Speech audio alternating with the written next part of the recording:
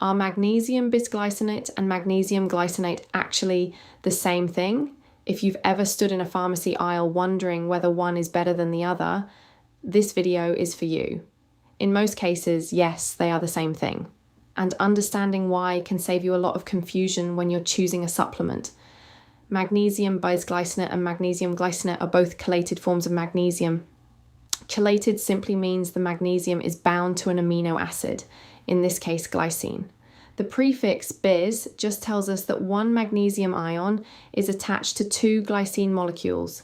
So bisglycinate and glycinate typically describe the exact same chemical structure. The naming difference is mostly a labeling convention. Despite being labeled differently on packaging, these two forms are generally considered to have equivalent bioavailability and equivalent clinical effects. If you've been wondering whether one is somehow superior to the other, the current evidence suggests they're not meaningfully different.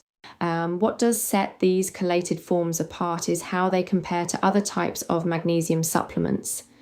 Forms like magnesium oxide or magnesium sulfate are inorganic salts, and they can be harder on the digestive system. Chelated forms like bisglycinate tend to be better tolerated, meaning less likelihood of loose stools or stomach discomfort. That's one of the main reasons they've become popular. When you're comparing products, it's worth looking at the elemental magnesium figure on the label. That's the actual amount of magnesium your body can use, rather than just the total compound weight.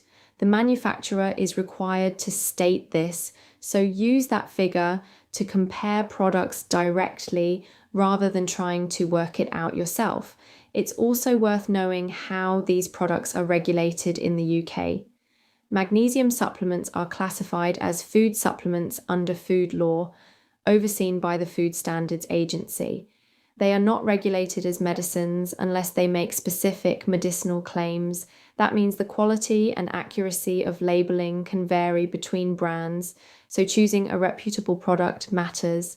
Now, before you start any magnesium supplement, it's really important to speak with your GP or pharmacist first, especially if you have any existing health conditions or take regular medication. There are certain groups who particularly need that conversation. If you have any degree of kidney impairment, your kidneys may not clear excess magnesium efficiently, which can become a concern. If you're taking certain antibiotics, bisphosphonates used for bone conditions, or levothyroxine for thyroid conditions, magnesium can interfere with how those medicines are absorbed. And if you're pregnant, always check with your doctor before adding any new supplement. When it comes to how much to take, always follow the directions on the product label or your clinician's instructions, and don't self-adjust your dose. Your GP or pharmacist can give you personalized advice based on your individual circumstances, including what you're already getting from your diet or other supplements.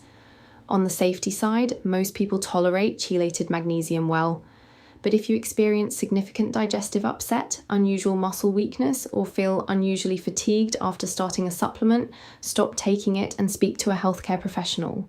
So to recap, magnesium bisglycinate and magnesium glycinate are typically the same compound. Chelated forms are generally better tolerated than inorganic magnesium salts.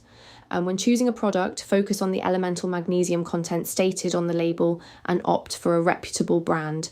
And always speak to your GP or pharmacist before starting supplementation. This video is for educational purposes only and isn't a substitute for professional medical advice. If you found this helpful, drop a comment below. We'd love to know what supplement topics you'd like us to cover next. And if you haven't already, give this video a like and subscribe to the Bolt Pharmacy channel for more evidence-based health content.